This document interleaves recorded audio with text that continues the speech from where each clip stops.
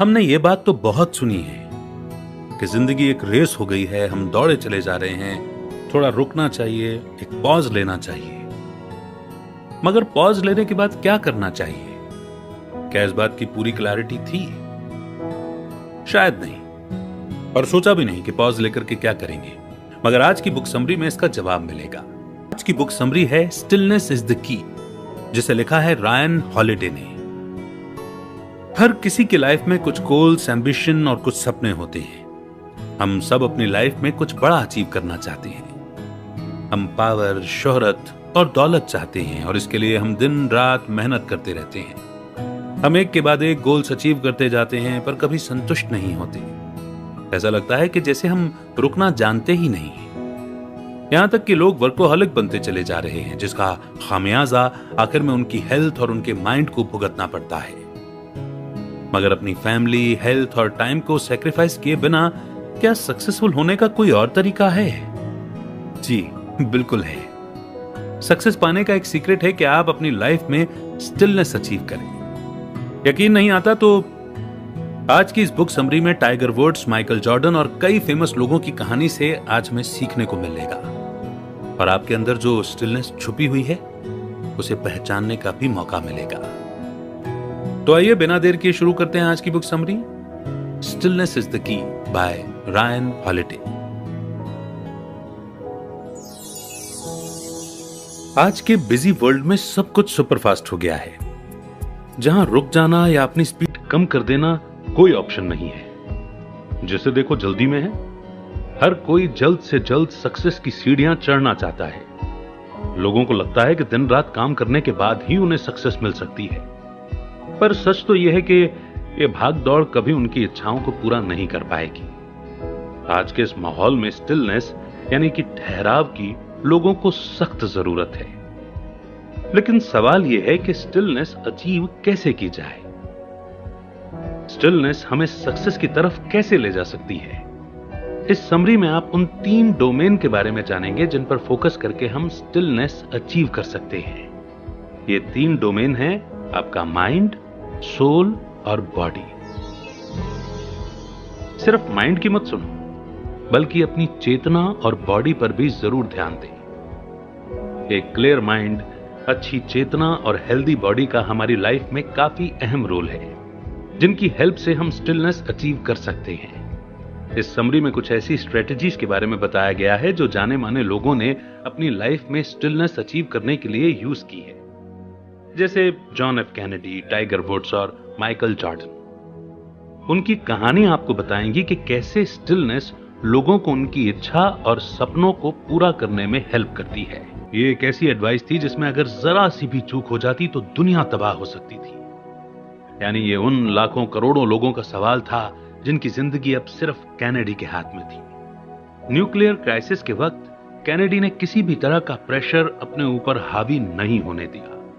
वो अपनी पहले की गलतियों से सबक ले चुके थे, इसलिए जंग करने के बजाय कैनेडी ने सब्र और शांति से काम लिया और खूब सोच विचार कर फैसला किया कि उन्हें क्या करना चाहिए। कैनेडी जानते थे कि ख्रुश्चेव उन्हें एक कमजोर लीडर समझते हैं। यही वजह थी कि उन्होंने न्यूक्लियर मिसाइल बनाई थी, लेकिन इसका यह भी मतलब था कि रशिया अपनी स्ट्रांग पोजीशन को लेकर के कॉन्फिडेंट नहीं था। कैनेडी मानते थे कि इतना बड़ा रिस्क लेने वाला देश एक हताश कदम उठा रहा है। कैनेडी ने दिमाग से काम लिया। वे जानते थे कि गुस्से से कोई प्रॉब्लम सॉल्व नहीं होती। वो कोई गलत कदम नहीं उठाना चाहते थे। इस समझ से उन्होंने एक कम एग्रेसिव स्ट्रेटेजी को अपनाया। उन्होंने क्यूबा को घेर लिया, जिससे रशिया और यूनाइटेड स्टेट्स को अपने अलग कदम के बारे में सोचने के लिए टाइम मिल गया। हालांकि यह सब उतना आसान नहीं था। सबको सिर पर खतरे की तलवार लटकती नजर आ रही थी। एक रशियन वॉरशिप बैरिकेड लाइन की तरफ बढ़ रहा था। एक अमेरिकन स्पाई प्लेन को मार गिराया गया था, जिसमें एक पायलट की मौत हो गई थी। दुनिया के 2 सबसे ताकतवर देश इस जंग के लिए कमर कसे तैयार खड़े थे। कोई नहीं जानता था कि दुनिया का और लोगों का क्या हश्र होगा। कैनेडी पूरी शांति के साथ अपने फैसले पर कायम रहे कि एग्रेशन या जंग इस प्रॉब्लम का हल नहीं है। वो किसी भी दबाव में आकर गलत फैसला नहीं लेना चाहते थे। उन्होंने शोर शराबे को न तो अपने मन पर हावी होने दिया और ना ही खुद को भावनाओं में बहने दिया। कैनेडी मजबूती से अपने फैसले पर अटल रहे और उनकी पूरी कोशिश रही कि हालात उनकी वजह से और ना बिगड़े। कैनेडी की स्ट्रेटेजी थी कि वे खुर्शचेव को सोचने का वक्त देना चाहते थे और ठीक 11वें दिन ये सारा मामला खत्म हो गया। खुर्शचेव समझ चुके थे कि वो यूएस को टेस्ट करने में नाकामयाब रहे, इसलिए उन्होंने जो मिसाइल बनाई थी उसे हटाने के लिए पेपर पर साइन कर दिया। एक लीडर और डिसीजन मेकर को हमेशा होने वाले परिणाम के बारे में सोचना चाहिए। कैनेडी ने अपनी दूरदर्शिता का परिचय देते हुए दुनिया को बचा लिया था। वो ऐसी सिचुएशन में भी एकदम ठंडे और शांत दिमाग से सोच पाए जहां पल पल भारी था। कैनेडी रुकने या ठहर जाने की अहमियत को समझते थे, इसीलिए कोई भी डिसीजन लेने से पहले उन्होंने हर पहलू पर गौर किया। जॉन एफ कैनेडी को हम वाकई में मैन ऑफ स्टिलनेस या शांति प्रिय कह सकते हैं। डोमेन ऑफ द माइंड इस चैप्टर को और John F Kennedy American president की इस स्टोरी से स्टिलनेस की अहमियत को समझने के बाद बढ़ते हैं आगे नेक्स्ट चैप्टर की ओर, एम्प्टी द माइंड। यह सच है कि सोचना हमारे लिए इंपॉर्टेंट भी है और यूजफुल भी। सक्सेस का एक ही मंत्र है और वो है अंडरस्टैंडिंग और नॉलेज। लेकिन कभी कभी हम हद से ज्यादा सोचकर अपने माइंड को कुछ ज्यादा ही कंफ्यूज कर देते हैं और उस पर ज्यादा लोड डाल देते हैं।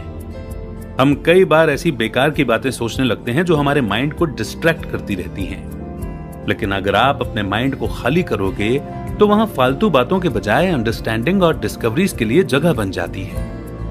अगर आपका माइंड पूरी तरह से क्लियर होगा तो आप उस चीज पर फोकस कर पाओगे जो प्रेजेंट में आप कर रहे हो।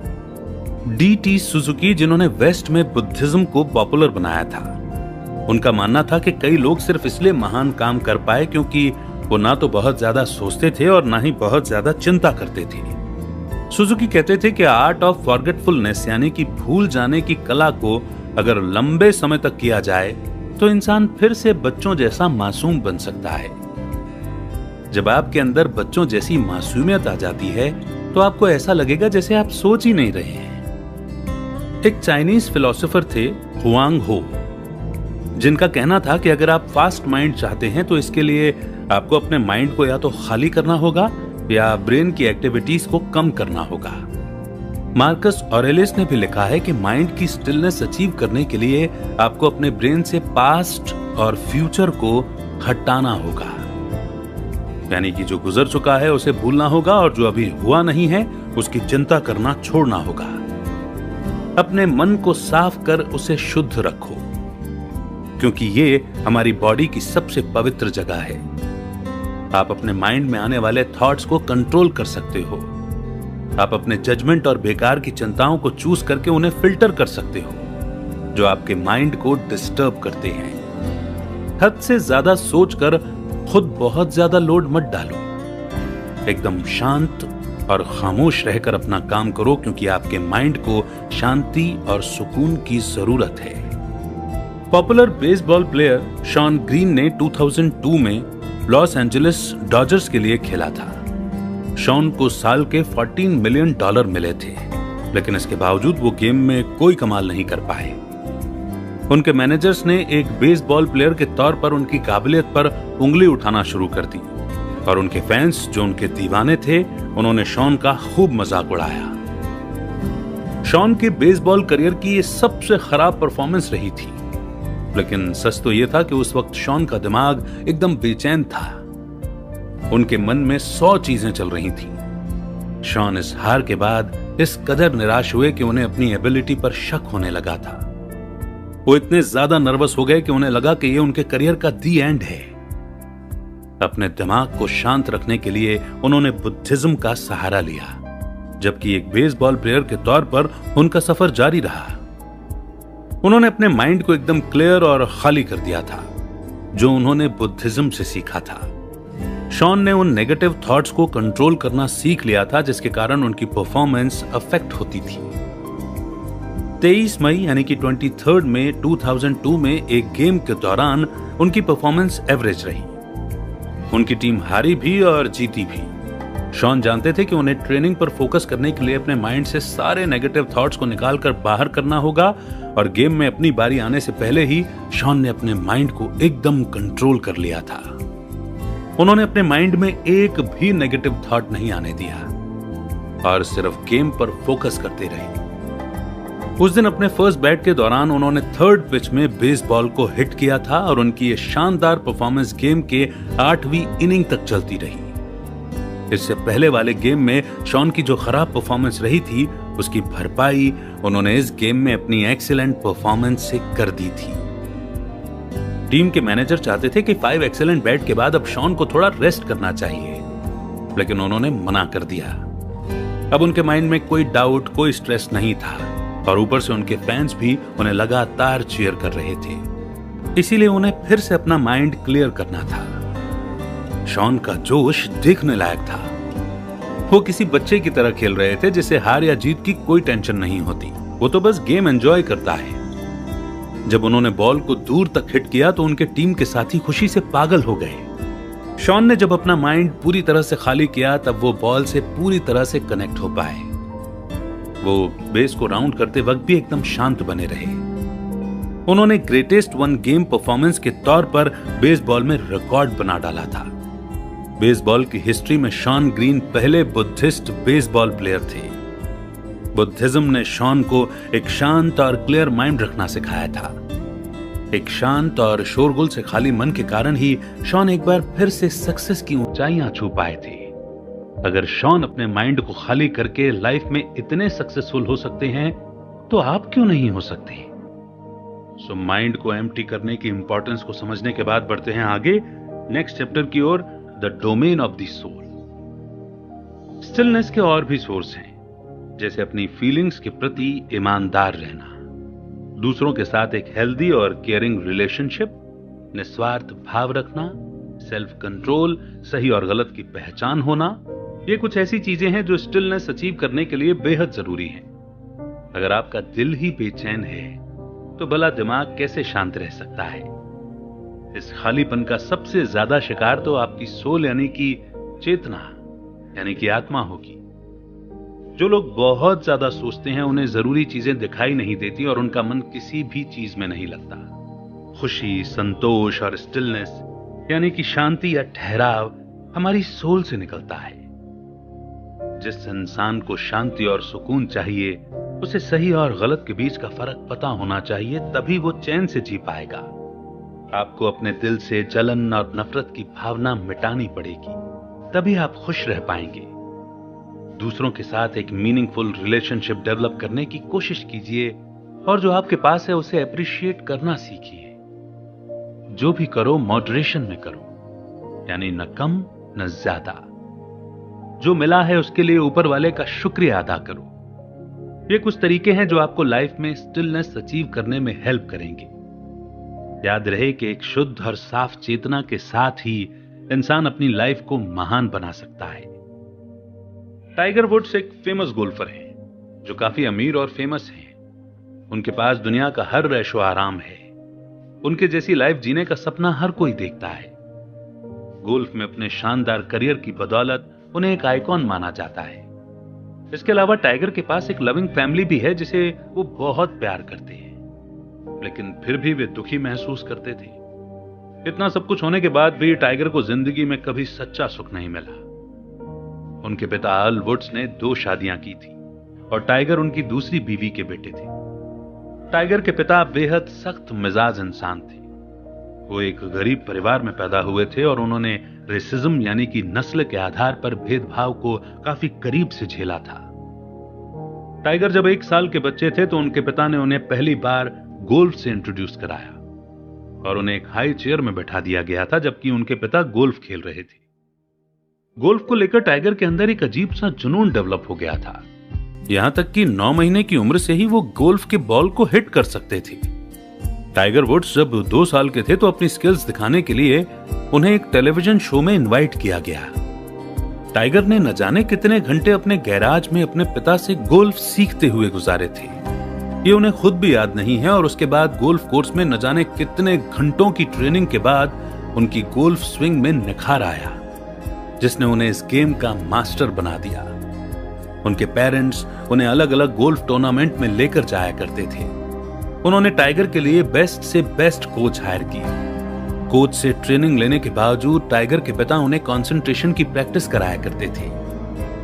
उन्हें सिखाते वक्त उनके पिता जोर जोर से खांसते थे और अलग अलग आवाजें निकालते थे, यहां तक कि वो उनके ऊपर बॉल भी फेंका करते थे ताकि टाइगर का माइंड किसी भी तरह की डिस्टर्बेंस को बर्दाश्त करना सीख ले।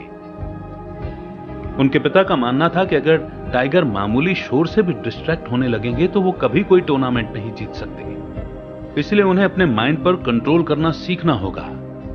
जैसे जैसे टाइगर बड़े होते गए, उनके पिता की ट्रेनिंग और भी टफ होती गई।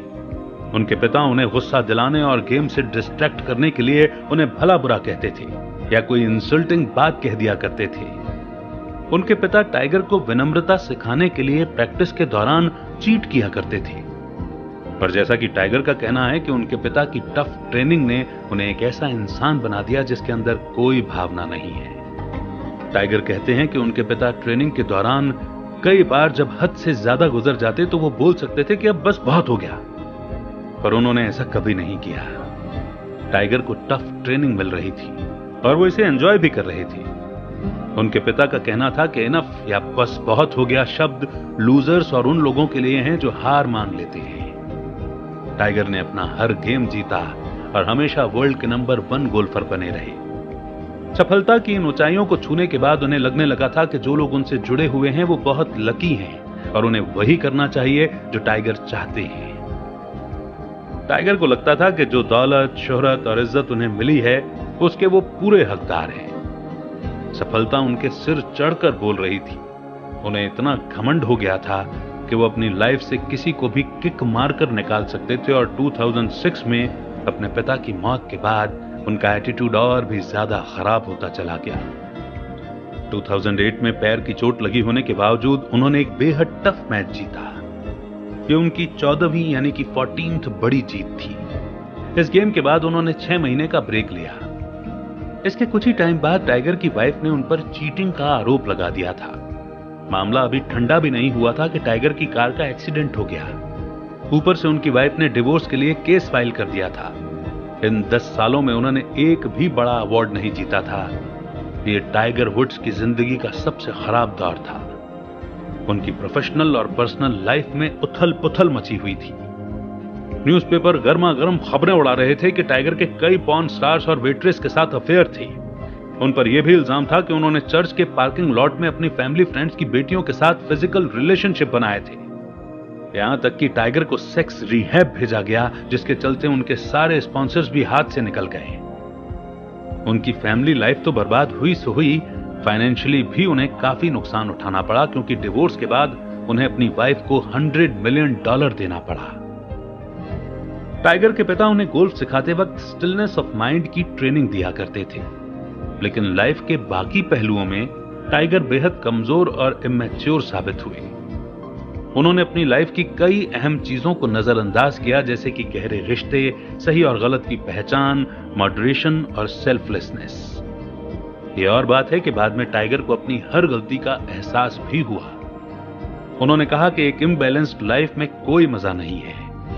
टाइगर समझ चुके थे कि लाइफ में अगर डिसिप्लिन ना हो तो लाइफ एकदम बर्बाद हो जाती है। एक स्वार्थी इंसान हमेशा अपने अंदर खालीपन महसूस करता है, वो कभी सुकून से नहीं बैठ सकता। खैर, इतनी मुश्किलों के बावजूद 2019 टाइगर के लिए कुछ राहत लेकर आया, जब उन्होंने मास्टर्स टूर्नामेंट जीतकर एक बार फिर से वापसी की। तो डोमेन ऑफ सोल और इसका इंपॉर्टेंट लेसन कि लाइफ के हर एरिया में बैलेंस्ड लाइफ की जरूरत होती है, ये समझने के बाद बढ़ेंगे आगे नेक्स्ट चैप्टर की ओर। Conquer your anger. जो लोग हमेशा गुस्से में रहते हैं या हर काम गुस्से में आकर करते हैं, वो हमेशा फेल होते हैं और अंत में टूटकर बिखर जाते हैं। हिस्टोरियंस हिस्ट्री के एक ऐसे फेमस लोगों के बारे में बताते हैं जिनकी पूरी जिंदगी गुस्से और नफरत करते हुए ही बीती। प्रेसिडेंट रिचर्ड निक्सन कहते हैं कि उन लोगों से नफरत मत करो जो तुमसे नफरत करते हैं, वरना उनमें और तुम में फर्क ही क्या रह जाएगा।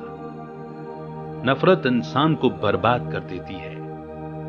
एक सच्चा लीडर वो है जो नफरत और गुस्से के जोर पर नहीं बल्कि प्यार और भरोसे से लोगों का दिल जीतता है। ग्रीक पॉलिटिशियन पेरिकल्स और American Baptist minister Martin Luther King Junior भी इसी फिलॉसफी पर यकीन रखते थे। सेनेका जो एक रोमन फिलोसोफर थे, उनका भी यही कहना था कि गुस्सा आपको अपने गोल्स तक कभी पहुंचने नहीं देगा। गुस्सा पहले काफी हेल्पफुल लगता है, लेकिन धीरे धीरे यह विनाशकारी साबित हो जाता है, जो आपकी खुशियों और आपकी लाइफ को बर्बाद कर सकता है। जो आप चाहते हैं गुस्से से कभी हासिल नहीं कर सकते। जो गुस्सा कंट्रोल से बाहर चला जाता है वो दूसरों के साथ साथ आपको भी नुकसान पहुंचाता है या आपके रिश्तों को तहस नहस कर सकता है।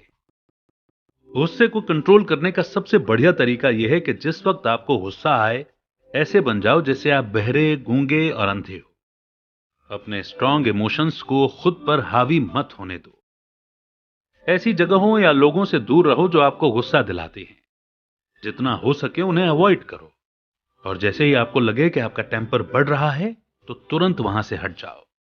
कहीं ऐसा ना हो कि गुस्से में आप किसी को भला बुरा बोल दें और फिर बाद में पछताएं। अगर आपसे कोई गलती हुई है तो उस निराशा को कम करने के लिए भी आपको गुस्सा कंट्रोल करना चाहिए। जो लोग गुस्सा कंट्रोल नहीं कर पाते वो कभी खुश नहीं रह पाते हैं, क्योंकि उन्हें छोटी छोटी बातों पर गुस्सा आता है। जिसके दिल में गुस्सा होगा वो कभी लाइफ में स्टिलनेस अचीव नहीं कर सकता। गुस्सा आपको देता क्या है? सिर्फ फ्रस्ट्रेशन और हार का एहसास। बुद्धिज्म में कहा जाता है कि गुस्सा एक शेर की तरह है जो आपके अंदर रहता है, और अगर इस शेर को काबू में नहीं किया गया तो यह आपको ही मार डालेगा। स्टिलनेस अचीव करने से पहले इस गुस्से को खत्म करना होगा, तब जाकर आप अपनी इच्छाओं की तरफ बढ़ पाएंगे। बास्केटबॉल में सक्सेस की ऊंचाइयां छूने के बाद 2009 में माइकल जॉर्डन को बास्केटबॉल हॉल ऑफ फेम में शामिल किया गया। जिस वक्त जॉर्डन ये अवार्ड ले रहे थे, उनकी आंखों में आंसू थे। फिर उन्होंने एक अजीब सी स्पीच दी। बड़े गुस्से वाली टोन में जॉर्डन ने मीडिया के बारे में शिकायत करते हुए कहा कि मीडिया उन्हें और कॉलेज में उनके कोच को हमेशा क्रिटिसाइज करती रही। माइकल डीन स्मिथ के बारे में बात कर रहे थे, जिन्होंने कॉलेज के दिनों में एक बार बास्केटबॉल प्लेयर के तौर पर माइकल के लिए कहा था कि उनमें खास पोटेंशियल नहीं है। इसके बाद जॉर्डन ने ऑडियंस में से एक आदमी की तरफ इशारा किया। ये लेरॉय स्मिथ थे, एक बास्केटबॉल प्लेयर जिन्हें डीन स्मिथ ने जॉर्डन के बदले उस वक्त सिलेक्ट किया था जब दोनों यूनिवर्सिटी की टीम के लिए ट्राई कर रहे थे। अपनी स्पीच में जॉर्डन ने कहा कि उन्होंने साबित करके दिखा दिया कि उनके बजाय लेरॉय स्मिथ को चूज करने का कोच का फैसला गलत था। जॉर्डन का मानना था कि उन्हें जानबूझकर टीम से हटाया गया था। जॉर्डन सालों तक इस बात को दिल में दबाए बैठे रहे, लेकिन उस स्पीच के दौरान उन्होंने अपने दिल का सारा गुबार निकाल दिया। ऑडियंस उस वक्त थोड़ी सी और कंफर्टेबल हो गई जब जॉर्डन ने कहा कि उन्होंने जानबूझकर बुल के जनरल मैनेजर जेरी क्रॉस को इनवाइट नहीं किया था। 1977 में जेरी ने कहा था कि टीम किसी एक प्लेयर की वजह से मैच नहीं जीतती, बल्कि ग्रुप एफर्ट की वजह से जीतती है। जॉर्डन को जेरी की यह बात चुभ गई थी। उन्हें ऐसा लगा जैसे उनकी अपनी कोई पहचान ही नहीं है। उन्होंने स्पीच में यह भी बताया कि कैसे उन्होंने पैट रिले को एक होटल स्वीट से लात मारकर बाहर निकाला था, क्योंकि उस होटल में जॉर्डन रहना चाहते थे। पैट रिले लेकर्स के पुराने कोच थे, जो शिकागो बुल्स की राइवल टीम थी। लेकिन जॉर्डन के फ्रेंड्स का यह मानना था कि जॉर्डन ने हेल्प करने के मकसद से स्पीच नहीं दी थी। वो सिर्फ ये बताना चाहते थे कि गुस्सा किसी इंसान को एक बेहतर इंसान या प्लेयर बनने में कैसे हेल्प करता है। वो बस ये एक्सप्रेस करना चाहते थे कि लोगों के उन्हें कम काबिल समझने और उन पर भरोसा न करने के कारण ही वो अपने करियर में सक्सेसफुल रहे थे। माइकल जॉर्डन ने साबित कर दिया था कि गुस्सा कितना पावरफुल हो सकता है, लेकिन लोगों ने उनकी स्पीच को गलत तरीके से लिया। उनकी स्पीच ने यह भी दिखाया कि कैसे गुस्से में लोग दूसरों को हर्ट कर सकते हैं। गुस्से ने माइकल जॉर्डन को एक बेहतर बास्केटबॉल प्लेयर बना दिया था, लेकिन उनके इसी गुस्से की वजह से उनकी टीम में गलतफहमी पैदा हो गई थी। कई बार वो अपनी ही टीम के साथियों का अपमान कर दिया करते थे और उनसे लड़ पड़ते थे। जॉर्डन की इसी क्रूरता ने बास्केटबॉल कोर्ट में किसी का सेल्फ कॉन्फिडेंस तोड़ा तो किसी का एनबीए करियर ही चौपट कर दिया था।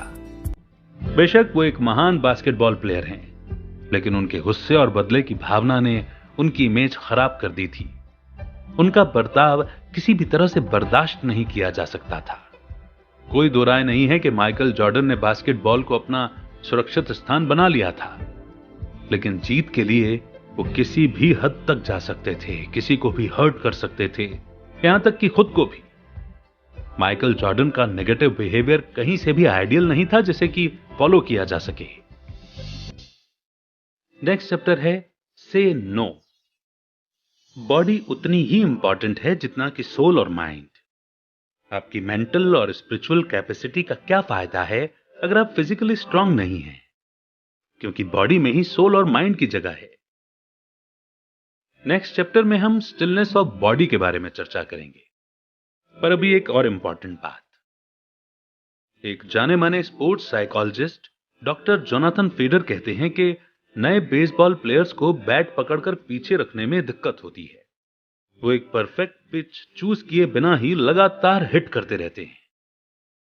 उन्हें लगता है कि एग्रेसिव तरीके से खेलने से उन्हें नाम और शोहरत मिल पाएगी, लेकिन ये नौसिखिए बेसबॉल प्लेयर ये नहीं जानते कि एग्रेशन आपकी असली ताकत नहीं है, बल्कि ये एक कमजोरी है। जबकि उन्हें चाहिए कि वो ग्रेट हिटर सदाहारू ओह की तरह बैट होल्ड करना सीखें और एक परफेक्ट पिच का वेट करें। सदाहारू ने अपने हिटिंग कोच और जेन मास्टर हिरोशी अरकावा से यह बात सीखी थी कि बेसबॉल में इंतजार करना कितना इंपॉर्टेंट होता है। सदाहारू ओह ने एक्यूरेसी और खालीपन की इस इंपॉर्टेंस के बारे में सीखा जो उनके कोच ने उन्हें मुश्किल बैटिंग एक्सरसाइज के जरिए सिखाई थी। वो अराकावा के सिखाए लेसन्स ही थे जिन्होंने सदाहारू को एक प्रो बेसबॉल प्लेयर बना दिया था। बॉल को हिट करने से पहले बैट को पीछे होल्ड करके रखना और परफेक्ट पिच का वेट करने की जो एबिलिटी सदाहारू के अंदर थी, उसे वू वेई कहते हैं। इस दौरान उनका बॉडी मूवमेंट एकदम शांत रहता था ताकि वो मेंटली और स्पिरिचुअली पूरी तरह से एक्टिव हो सके। इस प्रोसेस में इंसान में ठहराव आ जाता है और वो एकदम क्लियर तरीके से सोच पाता है। इसीलिए ये एबिलिटी सबको अपने अंदर डेवलप करनी चाहिए। जैसे पजल आप जल्दबाजी में कभी भी सॉल्व नहीं कर सकते, येलो लाइट और रेड लाइट भी ग्रीन लाइट की तरह ही इंपॉर्टेंट है। बेहतर तरीके से सोचने के लिए बॉडी को पॉज लेने की जरूरत होती है, लेकिन जब आपको लगता है कि ब्रेक लेने का मतलब है कि आप किसी काम के नहीं हो, तब आप खुद को स्टिलनेस अचीव करने से रोकते हो। रेस्ट लेकर आप खुद को बेटर बना सकते हो, लेकिन अगर आप थोड़ा सा ब्रेक नहीं लेंगे तो आप बेहतर बनने की पॉसिबिलिटी को रोक देते हैं। ऐसे में आपको चाहिए कि और ज्यादा एफिशिएंट और प्रोडक्टिव बनने के लिए आप कुछ देर शांत रहकर खुद को तैयार करें। सक्सेसफुल होने के लिए आपको ठहराव की कला, एक्यूरेसी और खालीपन की प्रैक्टिस करनी पड़ेगी। और जो चीजें आपके लिए मैटर नहीं करती, उन्हें ना कहना सीखना होगा। आपको उन्हीं चीजों में अपना टाइम और एनर्जी लगाना है जो आपको ग्रो करने में हेल्प करते हैं। स्टिलनेस अचीव करने के लिए आपको अपनी स्पीड कम करनी होगी, थोड़ा रुकना और थोड़ा ना कहना सीखना होगा। फिबियास एक रोमन लीडर थे। उन्हें एक बार पब्लिक ने शांत रहने की वजह से कायर मान लिया था। फिबियास का मानना था कि अगर रोम जंग करने से बचता है तो कार्थागिनियन जनरल हनिबल को जीत सकता था। फिबियास ने कभी भी हनिबल पर हमला करके उसे वापस अफ्रीका खदेड़ने की कोशिश नहीं की, बल्कि उनकी स्ट्रेटेजी थी कि कुछ मत करो और शांत रहो। हालांकि रोम के लोग फिबियास के इस फैसले से खुश नहीं थे। उन्हें लड़ाई का यह तरीका बिल्कुल पसंद नहीं आया। उनके क्रिटिक्स का कहना था कि जब बाकी देश रोम पर हमला करने की तैयारी कर रहे हैं, तो ऐसे में हाथ पर हाथ रखकर बैठना रोम की कायरता होगी। इसके अलावा उनका दावा था कि रोम के पास दुनिया की सबसे स्ट्रांग आर्मी है, इसलिए उन्हें डरने की जरा भी जरूरत नहीं है। इसी दौरान फिबियास को एक धार्मिक काम के लिए कहीं जाना पड़ा। तब उनकी गैर मौजूदगी में उनके क्रिटिक्स ने एक भयानक कदम उठाया। उन्होंने आर्मी के कमांडर मिनुसियस पर दबाव डाला कि वो हनिबल पर हमला कर दे, लेकिन यह हमला उन पर ही भारी पड़ गया और मिनुसियस पकड़ा गया। फिबियास को जैसे ही खबर मिली, वो तुरंत उसे बचाने वापस लौटा है, लेकिन विनिसियस को पब्लिक तब तक हीरो का खिताब दे चुकी थी, भले ही उसे हार का मुंह देखना पड़ा था। फिबियास, जिन्होंने खुद को दुश्मन पर हमला करने से रोक लिया था, आज तक रोमन हिस्ट्री में कायर माने जाते हैं। एक रोमन लीडर के तौर पर फिबियास जब रोम की गद्दी से उतरे, तब रोम के लोगों ने फेबियन स्ट्रेटेजी को हमेशा के लिए खत्म करने का फैसला लिया। फिबियास की लीडरशिप खत्म होते ही रोम ने हनिबल पर पूरी ताकत के साथ हमला किया, लेकिन बदकिस्मती से रोम की ये एग्रेशन वाली स्ट्रेटेजी काम नहीं आई। रोम ने हनिबल पर हमला तो कर दिया था, पर इसमें उनकी पूरी आर्मी मारी गई। इस जंग को बैटल ऑफ कैने के नाम से जाना जाता है। जंग हारने के बाद रोमन्स को फिबियास की बैटल स्ट्रेटेजी की बुद्धिमानी का एहसास हुआ। वो समझ चुके थे कि फिबियास की डिलेइंग टैक्टिक्स, यानी कि देर करने की स्ट्रेटेजी, दुश्मन को खत्म करने की ताकत रखती है। जल्द ही उन्होंने फिर से फिबियास की बैटल स्ट्रेटेजी अप्लाई करने का फैसला किया। फिबियास कुछ ना करने और चीजों का इंतजार करने में उस्ताद थे। अगर वो कमजोर होते तो क्रिटिक्स के दबाव में आकर हनिबल पर हमला करके अपनी आर्मी को खतरे में डाल देते। बाद में रोमन्स ने फिबियास को एक अनोखा टाइटल दिया। उन्हें फिबियास द डिलेयर के नाम से सम्मानित किया गया। तो चैप्टर का नाम था से नो, लेकिन इसमें वेट करना भी शामिल है। और इसकी इंपॉर्टेंस को समझने के बाद बढ़ते हैं आगे नेक्स्ट चैप्टर की ओर। Be a human being. एक रशियन कहावत है कि काम आपको बस तनाव भरा और थका हुआ बना सकता है। बाकी लोगों की तरह आपको भी कुछ जरूरी काम करने होंगे। अपने करीबी लोगों के प्रति, अपने देश और खुद के प्रति आपकी भी कुछ जिम्मेदारियां होंगी। ऊपर वाले ने आपको ऐसा टैलेंट दिया है कि आप अपनी ड्यूटी निभा सको और उम्मीदों पर खरे उतर सको। लेकिन याद रहे, ये सारी ड्यूटी और जिम्मेदारियां निभाने के लिए आपको एक हेल्दी बॉडी और माइंड चाहिए। एक अमेरिकन किस्सा है एक रेल वर्कर जॉन हेनरी के बारे में कि ओवरवर्क यानी हद से ज्यादा काम करने से इंसान की जान भी जा सकती है। जॉन ने काम में एक ड्रिलिंग मशीन को पीछे छोड़ने की शर्त लगाई थी, लेकिन यह हैरान करने वाली बात थी कि अपनी बेशुमार ताकत और स्ट्रांग विल पावर के दम पर उसने ड्रिल मशीन को भी पीछे छोड़ दिया था। यह किस्सा आपको तब तक ही ग्रेट और इंस्पायरिंग लगेगा जब तक कि आपको यह न पता चल जाए कि अंत में जॉन की मौत हो गई थी। कहने का मतलब यह है कि ओवरवर्क करना आपके लिए खतरनाक हो सकता है। काम इंतजार कर सकता है। काम हमेशा रिलैक्स्ड मूड में करना चाहिए, क्योंकि जल्दबाजी में हमेशा गलतियां होती हैं। जो काम आप जल्दबाजी में निपटाने की सोचते हैं, उसमें कोई न कोई गलती रह जाती है, और फिर होता यह है कि उन गलतियों को सुधारने के चक्कर में आपका एक्स्ट्रा टाइम वेस्ट होता है। एक इंसान होने के नाते आपको अपनी बॉडी की लिमिट पता होनी चाहिए। इसीलिए कुछ भी करते वक्त हमेशा माइंडफुल और प्रेजेंट मोमेंट में रहें। जो भी काम करें उसे मॉडरेशन में करने की कोशिश करें, यानी उसे न ज्यादा करें और न कम। आपकी बॉडी ऊपर वाले का दिया हुआ गिफ्ट है, जिसे आपको प्रोटेक्ट करना है। क्वीन विक्टोरिया और प्रिंस एल्बर्ट को दूसरे रॉयल कपल्स के मुकाबले काफी एक्स्ट्रा ऑर्डिनरी माना जाता है। वे कपल एक दूसरे से बहुत प्यार करता था। अपने देश के लीडर होने के नाते दोनों ही अपने काम को बेहद सीरियसली लेते थे। एक कपल और लीडर होने के नाते उन्होंने जो भी काम किए बहुत अच्छे किए। प्रिंस एल्बर्ट बेवेरियन प्रिंस थे। ग्रेट ब्रिटेन और आयरलैंड की रानी क्वीन विक्टोरिया से शादी करने के बाद से ही उन्होंने काफी हार्डवर्क करना शुरू कर दिया था। प्रिंस एल्बर्ट ने क्वीन विक्टोरिया की बहुत सी जिम्मेदारी खुद अपने ऊपर ले ली थी, ताकि विक्टोरिया की लाइफ थोड़ी इजी हो जाए।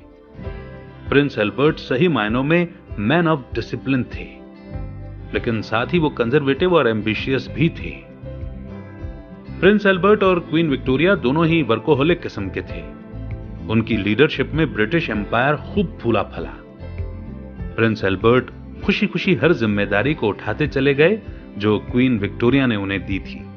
उन्होंने कभी किसी काम के लिए मना नहीं किया। कहते हैं कि बहुत ज्यादा वर्कलोड होने की वजह से प्रिंस एल्बर्ट को इतना स्ट्रेस हो जाता था कि वो ऑलमोस्ट रोज ही उल्टियां करते थे। उन्हें न्यूज़पेपर पढ़ने का बड़ा शौक था, जो उनके डेली रूटीन में शामिल था। वो चाहे कितने ही बिजी क्यों ना हो, न्यूज़पेपर पढ़ना कभी भी नहीं भूलते थे। इनफैक्ट ये माना जाता है कि प्रिंस एल्बर्ट की जियोपॉलिटिक्स की नॉलेज की वजह से ही ब्रिटेन यूएस सिविल वॉर में फंसने से बच गया था। ये सच है कि प्रिंस एल्बर्ट ने ही ब्रिटेन की भलाई के लिए कई इंपॉर्टेंट डिसीजन लिए, लेकिन उन पर कुछ बेकार के मामलों में अपनी टांग अड़ाने का भी इल्जाम लगाया जाता है। द ग्रेट एक्सपेडिशन एक कार्निवाल था जहां ब्रिटिश एम्पायर के अजूबों और महान काम को दिखाया जाने वाला था। इसकी तैयारी में ही करीब 1.5 साल का वक्त लगा और खुद प्रिंस एल्बर्ट ने इसे ऑर्गेनाइज किया था। कार्निवल की शुरुआत के कई दिन पहले प्रिंस एल्बर्ट ने अपनी सौतेली मां को खत लिखा। प्रिंस एल्बर्ट ने उन्हें लिखा कि बहुत ज्यादा काम होने की वजह से वो एकदम बेजान सा महसूस करने लगे हैं। बेशक कार्निवल काफी हिट रहा था, मगर इसके बाद प्रिंस एल्बर्ट की सेहत गिरती चली गई। बहुत ज्यादा वर्क प्रेशर लेने की वजह से उनकी सेहत को जो नुकसान पहुंचा था, उसका खामियाजा उन्हें ताउम्र उठाना पड़ा। क्वीन विक्टोरिया को भी बाद में प्रेगनेंसी की वजह से बढ़ा हुआ यूट्रस और हर्निया की बीमारी हो गई। 17 सालों तक वो लगातार प्रेग्नेंट रहीं क्योंकि उनके 9 बच्चे हुए थे। एक के बाद एक प्रेगनेंसी ने उनके शरीर को बुरी तरह से तोड़कर रख दिया था। उनकी बीमारी लंबी चली और मौत से पहले वो काफी दर्द में रही। यह सच है कि राज्य की विरासत को आगे बढ़ाने के लिए उन्हें वारिस चाहिए था, लेकिन उन्हें इसके नतीजे के बारे में भी सोचना चाहिए था। इस रॉयल कपल की लाइफ में सब कुछ था, पर खुशी और सुकून के 2 पल नहीं थे, क्योंकि उनकी लाइफ में मॉडरेशन की कमी थी। प्रिंस एल्बर्ट और क्वीन विक्टोरिया मरते दम तक एक बिजी लाइफ जीते रहे और ताउम्र जिम्मेदारियों के बोझ तले दबे रहे। हालांकि क्वीन विक्टोरिया जानती थी कि अंधाधुंध काम करने का क्या असर होता है। अपनी जिम्मेदारियों और पर्सनल लाइफ के बीच बैलेंस बनाकर रखना कितना जरूरी होता है, ये क्वीन विक्टोरिया बखूबी समझती थी। तभी तो उन्होंने लिखा था कि काम को लेकर उनके अंदर जो जुनून है, वो उनके रिश्तों और सेहत को बुरी तरह से अफेक्ट कर सकता है। और प्रिंस एल्बर्ट का माइंड उन्हें सोने नहीं देता था, जिसकी वजह से उन्हें हमेशा पेट की शिकायत रहती थी। यहां तक कि उनकी स्किन भी वक्त से पहले ढलने लगी थी। प्रिंस एल्बर्ट उन सारे वार्निंग सिग्नल्स को नजरअंदाज करते रहे जो इशारा कर रही थी कि उनकी बॉडी को अब ब्रेक चाहिए। वो दिन रात काम में डूबे रहे, लेकिन वो भूल गए कि बॉडी की अपनी एक लिमिट है और उस लिमिट को पार करना खतरनाक हो सकता है। 14 दिसंबर 1861 के दिन प्रिंस एल्बर्ट इस दुनिया को अलविदा कह गए। उन्हें कॉन्स डिसीज थी। ये ऑटो इम्यून बीमारी बहुत ज्यादा स्ट्रेस और प्रेशर की वजह से बहुत ज्यादा बढ़ गई थी। अगर मौका मिलता तो शायद प्रिंस एल्बर्ट और क्वीन विक्टोरिया के बच्चे उन्हें सिंपल ग्रेट एग्जीबिशन ऑर्गेनाइज करने को कहते, ताकि उनके पिता की इस तरह समय से पहले मौत ना होती। काश इस रॉयल कपल को मॉडरेशन के सही मायने पता होते तो वो इतना ओवरवर्क करके अपनी सेहत से समझौता न करते और एक खुशहाल और लंबी जिंदगी जी पाते। और ये लर्निंग जर्नी अब पहुंच गई है कंक्लूजन के मोड़ पर। इस समरी में आपने सीखा कि लाइफ में सक्सेसफुल होने के लिए आपको माइंड की स्टिलनेस यानी कि मन को शांत रखने की जरूरत पड़ेगी, क्योंकि यही वो चीज है जो आपको लाइफ में बैलेंस फेस करने की ताकत देती है। आपने ये भी सीखा कि एक क्लियर माइंड आपको बेहतर और गहरी अंडरस्टैंडिंग और ज्यादा डिस्कवरीज दे सकता है। सक्सेस तभी मिल सकती है जब माइंड क्लियर और शोरगुल से खाली होगा, और तभी आप अपने सारे काम एकदम परफेक्शन के साथ कर पाओगे। आपने सीखा कि एक खुशहाल और संतुष्ट जिंदगी हमारी सोल से निकलती है। ईमानदारी, मीनिंगफुल रिश्ते और सही गलत की पहचान होना हमारी सोल को साफ करता है। आपको यह भी एहसास हुआ कि गुस्से से आपका कोई काम नहीं बनेगा, बल्कि इससे लाइफ में मुश्किलें और बढ़ जाती हैं। अपने दिल में सबके लिए प्यार की भावना रखिए और गुस्से को कभी भी खुद पर हावी मत होने दीजिए। इस तरह आप स्टिलनेस ऑफ माइंड अचीव कर पाएंगे। आपने सीखा कि लाइफ में सक्सेसफुल होने के लिए थोड़ा रुकना या ठहराव बेहद जरूरी है। क्लियर और बेहतर तरीके से सोचने के लिए आपको अपने दिल की आवाज सुननी चाहिए, और आप ये तभी कर पाएंगे जब आप शांत रहेंगे। आपने ये भी सीखा कि एक वर्कोहॉलिक होना हमारी हेल्थ के लिए कितना खतरनाक हो सकता है। बेशक हमारी कुछ जिम्मेदारियां हैं, लेकिन इंसान होने के नाते बॉडी की भी अपनी एक सीमा होती है। खुद पर यकीन रखिए कि आप एक बेहतर इंसान बन सकते हैं जो बेहतर चीजें कर सकता है। इंसान तभी शांति और सुकून से जी पाएगा जब वो अपनी बॉडी, माइंड और सोल का ख्याल रखेगा। अपने अंदर ये विश्वास पैदा कीजिए कि आप हर डिस्टर्बेंस के खिलाफ लड़ सकते हैं, वो डिस्टर्बेंस जो आपको स्टिलनेस अचीव करने से रोकती है। आप अपनी स्टिलनेस को अनब्लॉक करने की पावर रखते हो। यकीन रखो कि आपके अंदर अपना बेस्ट देने की पावर है। स्टिलनेस के जरिए लाइफ में ग्रेटनेस और खुशियां अचीव करने की एबिलिटी आपके अंदर है, और यही विश्वास आपको जीत दिलाएगा। इसी मोड पर यह बुक समरी यहीं पर समाप्त होती है, और कैसी लगी ये सवाल पूछना तो बेमानी होगा, मगर हां, लाइफ के किस एरिया में आपको पॉज लेने की जरूरत है वो जवाब मैं आपसे जरूर जानना चाहूंगा। Comment section. जय हिंद, जय भारत।